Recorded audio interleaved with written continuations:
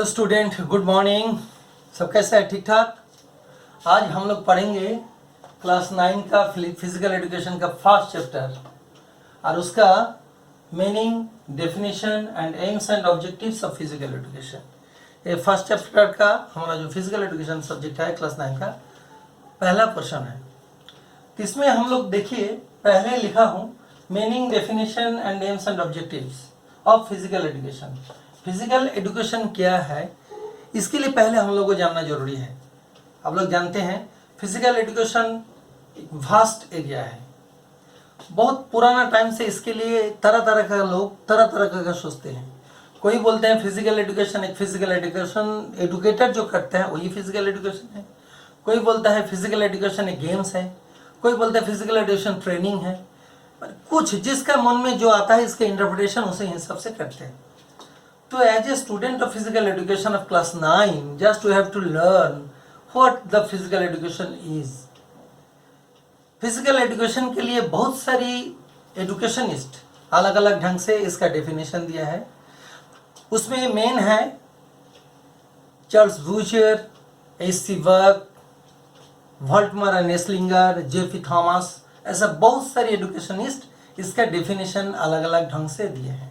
हम लोग एक एक करके डेफिनेशन को पहले देखेंगे, क्योंकि इसका जब क्वेश्चन आएगा फिजिकल एजुकेशन का meaning, definition, AIIMS and objectives, आपको इसके पहला पोर्शन में उसका मतलब क्या होता है, उसका डेफिनेशन कौन कौन एजुकेशनिस्ट दिया है, उसके बाद आखिर में एम्स एंड ऑब्जेक्टिव्स के बारे में आपको बोलना है।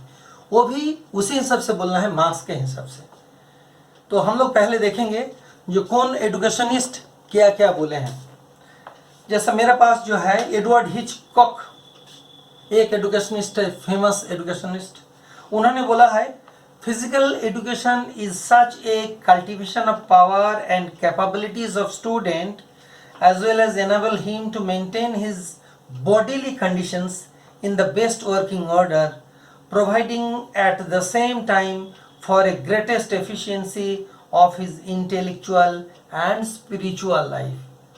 इस पे ध्यान दीजिए, शरीर के साथ दिमाग और स्पिरिचुअल मतलब जो एस्थेटिक सेंस जो होता है हमारा क्रिएचर के बारे में, उसके बारे में जो चीज़ होता है वही फिजिकल एजुकेशन है। दूसरा 1949 में वॉल्टमर और एस्लिंगर बोल के एक एजुकेशनिस्ट है, वो लोग बोले थे physical education is the process by which changes in the individual are brought about through his movement experience. हम लोग जानते हैं जो फिजिकल एजुकेशन में मेन चीज़ के ध्यान देता है इसका एक्टिविटी, इसलिए हम लोग बोलते हैं activity is the basis of life. Where there is no activity there is no life. तो हमारा फिजिकल एजुकेशन में जो मूवमेंट के बारे में हम लोग इसीलिए ज़्यादा ध्यान देते हैं, मूवमेंट कैसे करने हैं उसके बारे में भी। तो ये हम लोग दोनों देखें। अभी बूचर बोल के एक एजुकेशनिस्ट है, उन्होंने तो फिजिकल एजुकेशन को और इम्पोर्टेंट दिया है। उन्होंने बोला है physical education is an integral part of total education process. जो हमारा जो एजुकेशन सिस्टम है वो फिजिकल एजुकेशन एक इंटीग्रल पार्ट, जैसा हमारा शरीर का हर हिस्सा इंटीग्रल होता है तो अब एज ए होल हम लोग एक आदमी बनते हैं, वो भी फिजिकल एजुकेशन भी ऐसा एक integral part of total education process. और इसका एम है the development of physically, mentally, emotionally and socially fit citizen through the medium of physical activities which has been selected with a view to the realizing these outcomes।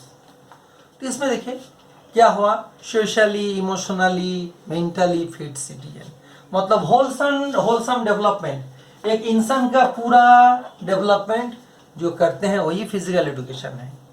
उसके बाद जेवी नास, वो भी एक डेफिनेशन दिया है, physical education is that phase of education, whole field of education that deals with the big muscles activity and their related responses।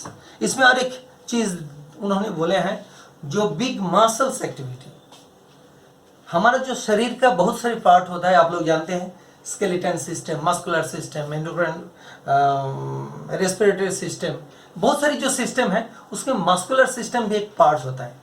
हमारा जो स्केलेटन है उसके ऊपर मसल नहीं रहता था तो हम लोग कोई काम नहीं करते, कोई काम नहीं कर सकते थे, इसलिए मस्कुलर सिस्टम भी एक जरूरी होता है।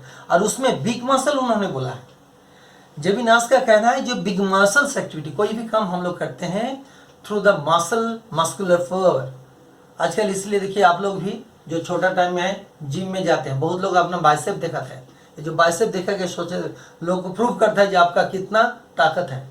तो ये बिग मसल्स एक्टिविटी, इसके साथ जो आउटकम होता है वही फिजिकल एजुकेशन है। उसके बाद आफार एक अमेरिकन ऑर्गेनाइजेशन है जो फिजिकल एजुकेशन के बारे में एक इम्पॉर्टेंट डेफिनेशन दिए हैं। वो है physical education is the way of education through the physical activities which are selected and carried on well regard to the values in human growth and development and behavior। इसमें भी human values, growth और behaviour, ये तीनों के ऊपर depend उन्होंने pressurise किया है जो फिजिकल एजुकेशन किया है ये समझाने के लिए। तो हम लोग देख रहे हैं एक एक जो एजुकेशनिस्ट फिजिकल एजुकेशन के बारे में जो जो डेफिनेशन दिया है, घुमा फिरा के फिजिकल एक्टिविटीज़, उसका बिग मसल्स एक्टिविटी, उसका होलसम डेवलपमेंट जिसमें physical, mental, social, emotional balance रहता है एक आदमी के ऑलराउंड डेवलपमेंट के लिए।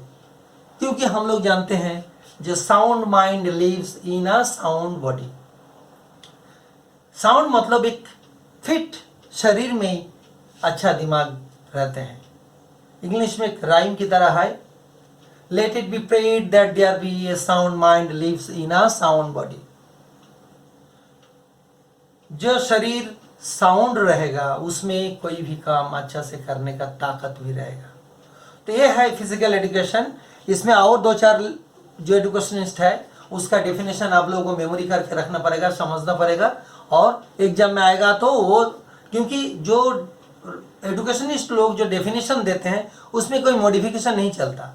उनका नाम से जब आप बोलेंगे वो जो बात बोला है एकदम डिटो आपको लिखना है। अपना मन से कोई मॉडिफाई करके नहीं लिखना है। आप मॉडिफाई करके लिख सकते हैं कंक्लूजन में, जो उन्होंने ये बोला ये बोला ये बोला, हम लोग इसको ऐसा करके बोल सकते हैं। तो आखिर में ये जो भी ये लोग बोल रहा है एजुकेशनिस्ट को देखें हम लोग, तो ये है अपना definition, meaning and definition. Meaning मतलब हम लोग बोले हैं जो फिजिकल एजुकेशन पुराना टाइम से अलग अलग ढंग से लोग सोचते थे, उसका डेफिनेशन जो लोग दिए हैं। अभी हम लोग आएंगे एम्स एंड ऑब्जेक्टिव्स में। अभी एम्स क्या होता है? एम्स हर चीज़ के एम होता है। हम आप लोगों का भी एम है पढ़ाई लिखाई करके क्या बनना है। मान लीजिए कोई, बहुत लोग एक आजकल के दिन में एक ट्रेंड हो गया, बोलेंगे हम लोग डॉक्टर बनेंगे, कोई बोलेंगे इंजीनियर बनेंगे। लेकिन जो भी आपको बनना है उसका एक एम हो गया। जैसा आर्चर लोग तीर चलाने के पहले एम कर लेते हैं कौन से जगह में मारेंगे, लाल में मारेंगे तो पूरा 10 के 10। तो आपको भी उसी हिसाब से जो एम आप लोग ठीक कर लिए हैं, और फिजिकल एजुकेशन का भी एक एम है। फिजिकल एजुकेशन किसको लेके चलते हैं? स्टूडेंट लेके। अभी स्टूडेंट लेके फिजिकल एजुकेशन का क्या एम है? एक अच्छा सिटीजन बनाना है देश के लिए, एक फिट सिटीजन बनाना है जिसका शरीर में कोई भी बीमारी ना रहे, जो फिट रहे, कोई भी काम एनी टाइम वो करने का ताकत रखता है। ये है एम। वो हमारा सामाजिक सोशल डेवलपमेंट, बहुत सारी चीज़ ये सब है। तो ये हो गया हमारा एम्स है। एम्स के लिए भी क्या बोल रहा है देखिए, बोला the aim of physical education is the optimum development of the physically, socially and mentally integrated and adjusted individual through guided instruction and participation in selected total body sports, rhythmic and gymnastic activities conducted according to the social and hygienic standard। मतलब क्या हो गया? जो hygiene भी चाहिए, personal cleanliness जरूरी है, और जो समाज के लिए, सोसाइटी के लिए जो अच्छा है वही हमारा एम है फिजिकल एजुकेशन का। क्योंकि फिजिकल एजुकेशन का स्टूडेंट को वो सीखना जरूरी होता है। एक साथ रहने से हमारा समाज के लिए हम लोग क्या देंगे? समाज हमको जो इतना फैसिलिटी दे रहा है बड़ा होने के लिए, इतना फैसिलिटी दे रहा है कि अच्छा ह्यूमन बीइंग बनने के लिए, तो हमारा फिजिकल एजुकेशन का ही एम है जो स्टूडेंट ह्यूमन बीइंग को एक सोशली फिट बनाना है। और ये सोशली फिट बनाने के लिए तरह तरह का रास्ता है। क्या क्या है देखिए। उसके पहले और एक चीज़ बोल देता हूँ। जेफ विलियम बोल के एजुकेशनिस्ट, उनका हिसाब से फिजिकल एजुकेशन के एम क्या होना चाहिए देखिए। उन्होंने बोल रहा है physical education should aim to provide skilled leadership, जिसमें कोई भी काम करने का अपना नेतृत्व देने का क्षमता है। Adequate facilities and ample time for the individual and the groups to participate in activities that are physically wholesome, mentally stimulating and socially sound. समझ में? सोशली साउंड मान कोई भी काम हम लोगों को करना चाहिए जो समाज के लिए अच्छा होगा। खुद के लिए फिटनेस रखना जरूरी होता है, नहीं तो आप सोसाइटी देश के लिए कोई अच्छा काम नहीं कर सकते। और ऑब्जेक्टिव मैं पहले बोला, ऑब्जेक्टिव वो एक सीढ़ी की तरह है जिसके द्वारा हम लोग ये ऑब्जेक्टिव को अचीव कर सकते हैं। ऑब्जेक्टिव क्या क्या ऑब्जेक्टिव है देखिए, ऑब्जेक्टिव भी तरह तरह का है जिसके द्वारा हमारा एम को मैं हासिल कर सकता हूँ।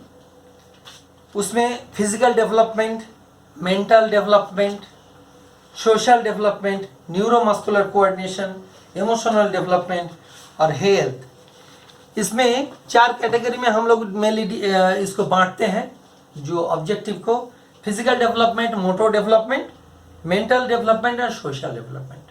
फिजिकल डेवलपमेंट क्या होता है देखिए, हम लोग दुनिया में आने के बाद से हमारा जो ग्रोथ होता है, ये जो फिजिकल हमारा एनाटॉमिकल जो ग्रोथ है, फिजिकल डेवलपमेंट, ये आप जब तक एक्टिविटी नहीं करेंगे उसका ग्रोथ एंड डेवलपमेंट नहीं होगा। और एक्टिविटी कहाँ मिलेगा आपको? फिजिकल एजुकेशन क्लास में, एक्सरसाइज में, बहुत सारी जो बिग मसल्स एक्टिविटीज़ का डेफिनेशन में बोला गया है वो हम लोग सही ढंग से करेंगे तो हम लोग फिजिकली डेवलपमेंट होगा, हम लोग फिजिकली फिट रहेंगे। और नेक्स्ट हो गया मोटर डेवलपमेंट, वो भी एक्टिविटी रिलेटेड, एक दूसरे के साथ एक चेन सिस्टम है, एक ऑब्जेक्टिव दूसरा ऑब्जेक्टिव के साथ एकदम जुड़ा हुआ है। एक को आप नहीं करेंगे तो पूरा आपका जो ऑलराउंड डेवलपमेंट आपका नहीं होगा। ऑलराउंड डेवलपमेंट मतलब एक दूसरे के साथ पूरा जोड़ के उसके बाद ही आपको कंप्लीट एक ह्यूमन बीइंग बनना है। सोशल, उसके बाद मेंटली डेवलपमेंट। मेंटल डेवलपमेंट क्या होता है? मान लीजिए कोई जगह में आप खेल कूद कर रहे हैं, अब हार गए, तो हार गया मतलब आप रोने लगा, इसका मतलब आप मेंटली बैलेंस नहीं है। जो खुशी के साथ आपको जैसा उछलना नहीं है, हारने से भी आपका गम में डूबना नहीं चाहिए। ये हो गया आपका मेंटल डेवलपमेंट। क्योंकि मेंटल डेवलपमेंट नहीं होगा तो आप बहुत सारी जगह में जाके एडजस्ट नहीं कर पाएंगे। ये हम लोग सिखाते हैं, कोई भी चीज़ आए उसको पॉजिटिवली लेना है। और इसके बाद हम लोग फिर देखेंगे, देखिए सोशल डेवलपमेंट। कोई भी स्टूडेंट, आप लोग कोई भी स्टूडेंट हो, आप एक बार क्लासरूम के बारे में सोचिए। सिर्फ आपका घर से एक क्लास में 40 बच्चा रहता है, 40 बच्चा 40 जगह से आता है। 40 बच्चे का लैंग्वेज हो सकता है 40, नहीं तो 20 लैंग्वेज वाला होता है एक साथ। इवन इंटरनेशनल लेवल पे कोई भी यूनिवर्सिटी देखिए, कॉलेज देखिए, उसमें दुनिया का कोने कोने से स्टूडेंट आके पढ़ते हैं। ये जो स्टूडेंट आके पढ़ता हूँ एक साथ दोस्त बन जाते हैं। ये हो गया आपका सोशल डेवलपमेंट। ये फिजिकल एजुकेशन के द्वारा आप खेल कूद देखिए, बड़ा बड़ा प्लेयर लोग, इंटरनेशनल प्लेयर लोग जब रहते हैं एक दूसरे के साथ कितना मिलजुल के खेलते हैं। खुद ही अभी इंडिया में भी देखिए, बाहर से लोग आके IPL में खेलते हैं, सब एक साथ रहते हैं, मस्ती करते हैं, बहुत सारे टाइम हम लोग देखे हैं। ये हो गया अपना एक सोशल डेवलपमेंट। इमोशनल डेवलपमेंट, मैं पहले ही बोला, इमोशन एक मोबाइल की तरह रहता है। इमोशन बिना हम लोग जिंदा नहीं रह सकते। माने कोई भी काम पागल हो जाएंगे इमोशन को कंट्रोल नहीं करेंगे तो इमोशनल डेवलपमेंट भी हमारा फिजिकल एजुकेशन में हम लोग सीखते हैं। तो हम लोग क्या देखा? Physical development, motor development, social development और मेंटल डेवलपमेंट। ये टोटल जो डेवलपमेंट हम लोग, ये ऑब्जेक्टिव है हमारा, ऑब्जेक्टिव फिजिकल एजुकेशन का। जो इतना डेवलपमेंट हम लोग करेंगे तो ऑटोमेटिक हमारा एम जो है अचीव हो जाएगा। आप लोग देखे होंगे जो बहुत लोग पान खाते हुए, जब पान खाता है चून और सब चीज़ मिलाने के बाद जब खाने लगता है उसमें लाल रंग आ जाता है। तो हम लोग भी जो डेवलपमेंट है वो पान की तरह ही, जब ये सामान पूरा मिल जाएगा, हमारा जो मेन एम है एक अच्छा फिट सिटीजन देने का, एक अच्छा देश बनाने का, ऑटोमेटिक अचीव हो जाएगा। तो मुझे उम्मीद है हम लोग जो आज पढ़े, मीनिंग क्या है, डेफिनेशन क्या है, एम्स एंड ऑब्जेक्टिव्स क्या है फिजिकल एजुकेशन का, ये थोड़ा बहुत समझ में आया आप लोगों को। नहीं आया होगा तो मुझको आप लोग क्वेश्चन पूछेंगे। इसके लिए नोट्स चाहिए तो बोलिएगा। मैं अपना जो वेबसाइट है jhinukaiser.com, वो आप लोगों को बहुत लोगों को मालूम होगा।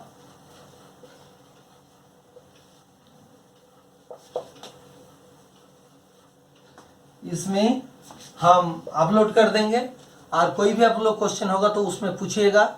वहाँ से आप लोग इसका जो ये होगा www.jhinukaiser.com, इसमें आप लोगों को मिल जाएगा, पूरा डिटेल्स में नोट्स मिल जाएगा। कोई भी क्वेश्चन होगा आप उसमें पूछिएगा, वहाँ से आप लोगों को मिल जाएगा। और आज ये जो चीज़ है इसको फिर एक बार आप लोग घर में रिहर्सल दीजिएगा, रिकॉल करने के लिए कोशिश कीजिएगा।